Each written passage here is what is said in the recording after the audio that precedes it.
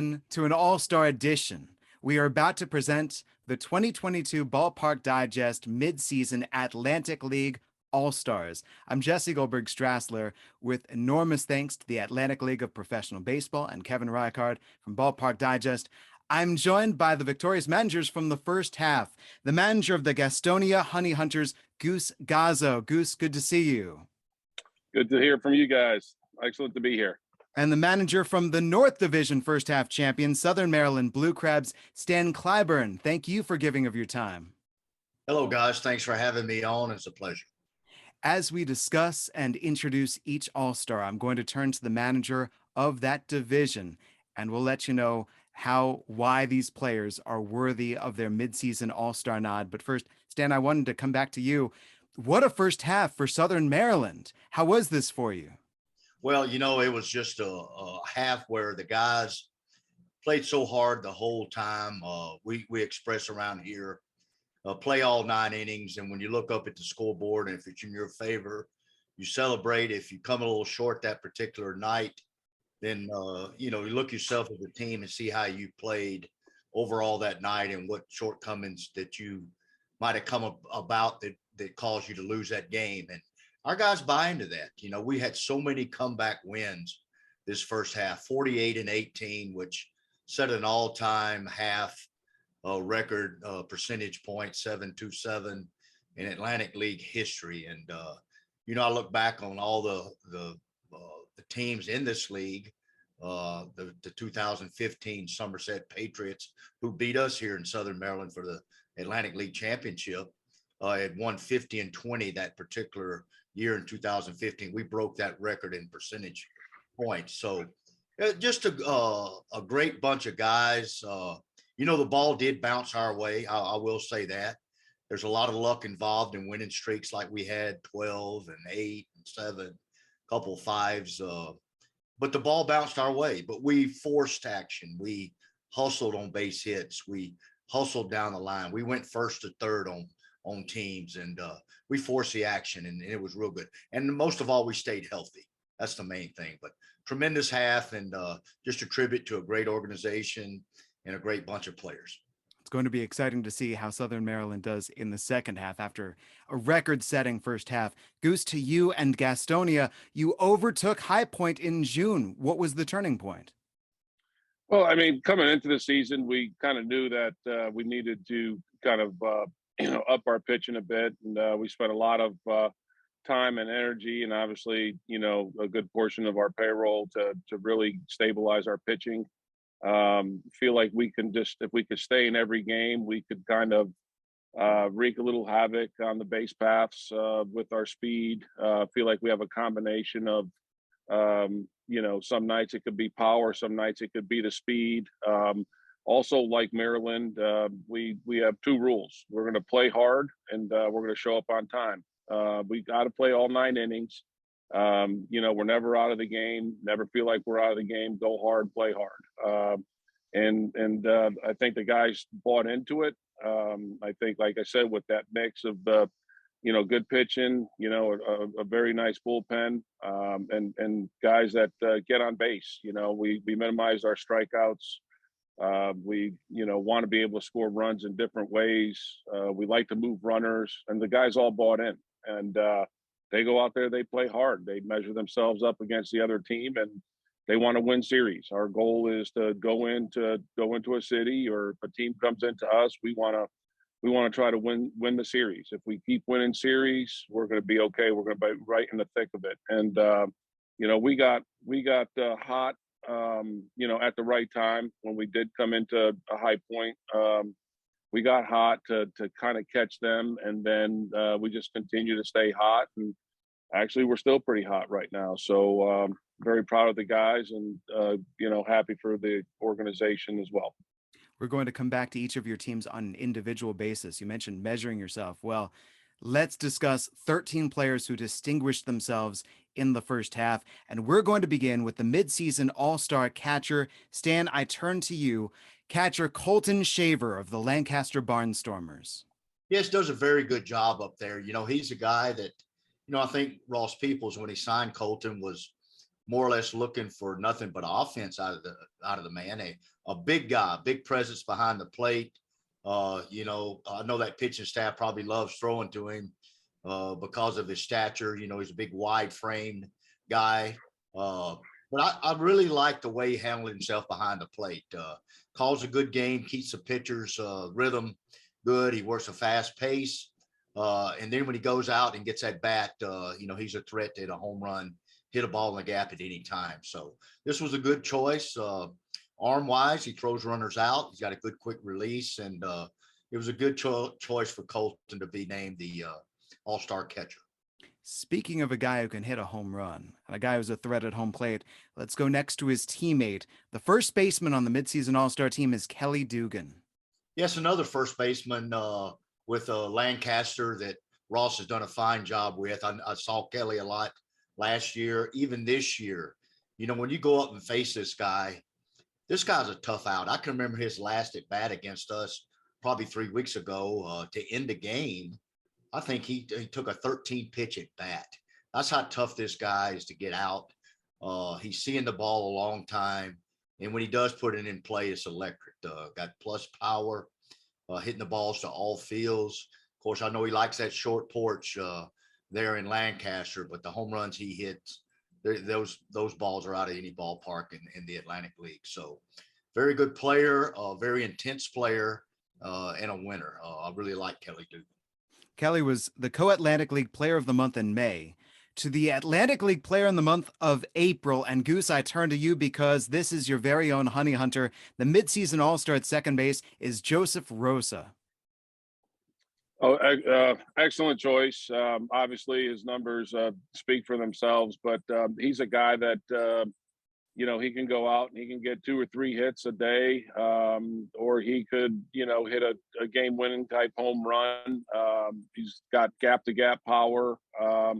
Does have enough power to probably end up with about 20 home runs this year. You know, it's projected, I guess, at this point. I think he's right about at that 10 mark, somewhere in there, 10, 11. I don't have my stats in front of me, but he can steal a base. Obviously, his defense very quick. You know, he has really good range, and he's also a great kid in the clubhouse. He doesn't like days off. He doesn't want days off. He wants to go out there and play hard. He kind of fits the mold. I'm proud for the Atlantic League for Joseph Rosa to represent the Atlantic League in the All-Star game. Stan, I turn back to you to talk about a veteran of the Atlantic League of Professional Baseball, because the midseason All-Star at shortstop from the York Revolution is Elmer Reyes. Elmer Reyes, very good player. You know, we just got through playing them this past weekend, and you know, I look at him. He's hitting in the 2-hole there for Mark Mason. Does a good job. Puts the ball in play. I mean, he hits behind runners. They put runners in motion ahead of him, and he seems to get the bat on the ball to protect that runner. And good hit and run guy, and also a guy who can hit the ball over the fence. Very solid, very contact wise hitter. And defensively, man, what a guy. He really covers the whole area out there at shortstop, from in the hole to his right to up the middle. He made some plays over this past weekend that were really fun to watch. And a guy who comes to play, plays hard every day, and a good choice for the All-Star team. We're not just staying on York. We're staying on the left side of the York infield, because the midseason All-Star at third base is Carlos Franco, Stan. Well, what a presence at the plate. I can remember 3 or 4 years ago, I got a call on Carlos Franco from I think he was in the American Association, maybe playing up in Winnipeg up there for Rick Forney, and said, Stan, you got to get this guy. Unfortunately, I didn't get him. And report on was, this guy's a game changer. He can hit the ball out of any ballpark in America. He's got plus power and also a good third baseman, which he is. All those things. And every time we play against this young man, and every time I have to face him, I think to myself, man, I could have possibly had him on my ball team. And you know, I cringe every time he comes to the plate, because he's a tough out, and he's hit a lot of big home runs against us and in the games last year and this year. And what a good choice. As we go to the outfield, We find ourselves with the Atlantic League home run leader. Goose, I turn back to you. Midseason All-Star in the outfield, Courtney Hawkins from the Lexington Legends. Yeah, Courtney's probably one of the most feared players in the league. From a pitching standpoint, definitely is a opposing team. Definitely a game changer. Power to all fields. Smart outfielder, kind of knows where to play the guys. Obviously, he knows the league. He's been in the league for several years. You don't want Courtney Hawkins coming up in a tight ball game, because he definitely can change the game. But quality left fielder, good representation, very, very powerful hitter. Next, a former legend and a player that you've had your battles with those Gastonia High Point games, Ben Aklinski. Yeah, Ben, we saw him in Lexington last year. He's got obviously really good power. Got off to an unbelievable start with High Point, hitting the ball to all fields. There's no certain way you could pitch him. Can't solve that puzzle. He can go to right side. He can go to the left side. He can leave the park in all parts of the park. And just a really, from what I hear, just a really, really good teammate and a gamer. Likes to play hard. Perfect professional baseball player in the Atlantic League. There are 3 Southern Maryland Blue Crabs on the Ballpark Digest Atlantic League midseason All-Star team. That is more than any other team. And Stan, we come to your first. The third outfielder is David Harris.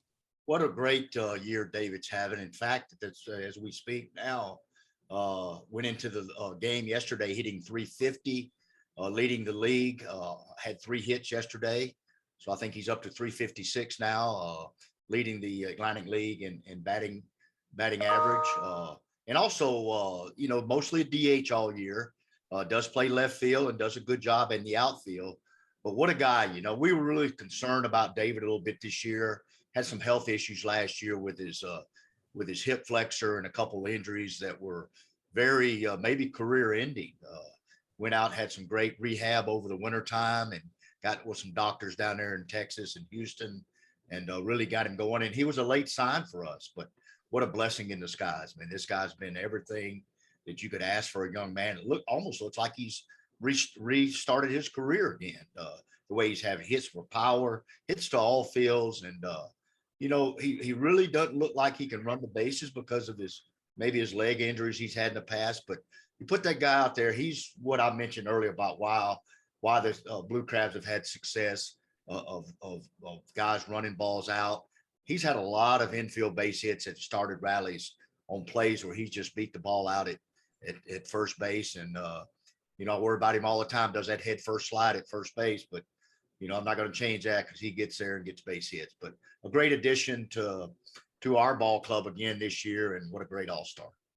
Goose, to you for the midseason All-Star at DH from the High Point Rockers, a guy with 4 multi-home run games this year, Xander Wheel.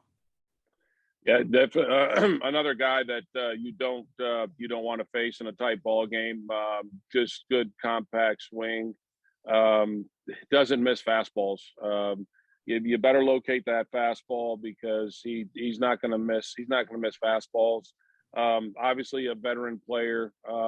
Seen him in right field. Seen him at third base. Actually, last night he played third base.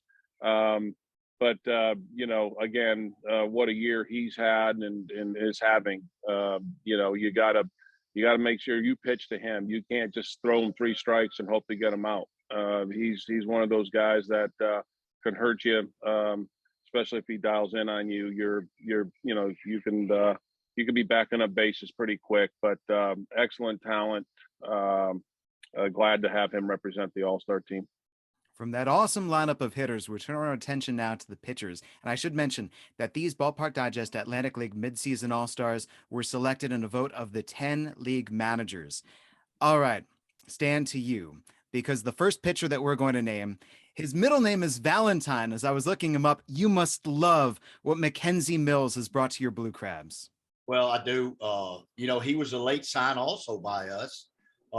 Young man was I believe in the Frontier League last year. There's reports on him that were mixed emotions for me. on what I thought of McKenzie, but I reached out to my peers, and there was a lot of good reports. There's a lot of reports that his work ethic need to get better, which it is done. Daryl Thompson, our pitching coach here in Southern Maryland, has done a tremendous job with McKenzie Mills. From day one, they got on the same page. The leadership that Daryl showed this young man, the work ethic that he's got him in, the confidence he's building in himself has propelled this young man to not only be 9-1 with the league leading 2.99 ERA. He's gone out and performed great every time he's been out to get the start. A tremendous turnaround for this young man to have the success he's having, and he's 9-1 with a 2.99. What could you ask for more? He's a guy that can go out and give you a victory any given night. From an ace for Southern Maryland to a guy who is an ace for Gastonia, although, Goose, when you speak about mixed emotions, now he's part of the Brewers organization. How about Marcus Walden?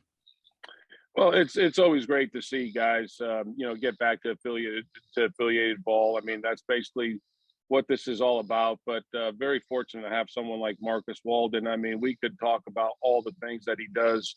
It did for us on the field or on the mound, but even more importantly, in the clubhouse. A true professional, a guy that everybody loves, a guy that people listen to just because. I mean, he demands that, it doesn't demand it, but gets that total respect all the time, goes out there, gives it his all, is really, really honest with himself of where he is, what he's trying to do. Guys get confidence off of him, watching him perform, how he does. He just beats up the strike zone, down in the zone with that good power sinker, knows how to pitch, good veteran. He's been a reliever. He's also been a starter. Wanted to start for us. We were very fortunate to get him this season, and he is one of the reasons why we did get off to such a good first half. As we turn our attention to the bullpen, Stan, back to you, a player who's in his second year in your pen. Both of the relievers in this midseason All-Star team are big guys. And Stan, you've seen great results from Endress Briseño. Yes, no doubt. 6'5", what a presence on the mound. And start out by what a class act individual. This guy, I know he spent a lot of years, I think 10 years in the Detroit Tiger organization. There's been a lot of calls in the last couple of years about this young man, Briseño, from the Phillies. They were hot on him. A lot of guys are calling about him. Rightfully so. I mean, relief pitcher of the year last year, his numbers were tremendous. I think with a low 1 ERA, always seems to come in and set up our closer throughout the years, Matt Latos, and does a great job doing that. I can't remember the last 2 years we've come in a situation where he's come in the 8th inning and has not given us a chance for that close it out in the 9th. Also has closed out games this year for us. He's 5 for 5 in save opportunities, but he's that middle setup type guy. And, the numbers he put up last year were all outstanding, but you look at his numbers so far this first half of this year, they're even better than last year. So just a tribute to a great guy, great individual, and a hard worker, and a guy that, loves to play the game of baseball. There are 7 different teams represented on the midseason All-Star team, and we come to our last representative and the first representative on the Charleston Dirty Birds. Goose, I'll turn to you about Tyler Wilson. Tyler, obviously we've seen him close out games against us. He's a very consistent pitcher, locates his 2 or 3 pitches that he has very consistently, doesn't seem to get frazzled out there, just has the same demeanor every time, whether it's a bad call or if it's something that goes his way in a great way. He shows very little emotion, just your perfect type closer that is going to understand the situation, whether it's like a spring training game or if it's 50,000 people in the stands. He's ready to perform, very, very consistent, locates well. He's excellent all-star. And those are your 13 2022 Ballpark Digest Atlantic League midseason All-Stars. Catcher Colton Shaver. In the infield, first baseman Kelly Dugan, second baseman Joseph Rosa, shortstop Elmer Reyes, third baseman Carlos Franco. In the outfield, Courtney Hawkins, Ben Aklinski, and David Harris. The DH, Xander Wheel. Starting pitchers Mackenzie Mills and Marcus Walden. And the relief pitchers Endris Briseño and Tyler Wilson. And as we wrap up, Stan, I turn to you. When you look at that list of 13 names that we're honoring today, anything that stands out to you? Well, tremendous athletes, tremendous people, tremendous players, teammates, leaders, you mix in all that, and that you come up with an all-star. Not only what they do on their performance and their numbers, but what they are as individuals and how they represent the Atlantic League and represent themselves and their family. And that's what you look for in an all-star. And looking back at a lot of years in this business, a lot of all-stars I've seen over in the past of all the leagues, anywhere from low A ball all the way to the major leagues. You see that in all these players. And this is a great group, and I'm glad to be a part of it. Thank you. Goose, your overall thoughts? Yeah, the reason why somebody is an all-star obviously is the consistency that they've shown throughout that season. But obviously, if you've done the research on these players previous to this all-star selection, I mean, all these players are exactly what Stan just mentioned. They're quality individuals that care about the game of baseball. The game is bigger. The game is bigger than them. They're not any bigger than the game. They realize they're very fortunate. They're appreciative of their teammates, of the organizations that have given them the opportunity.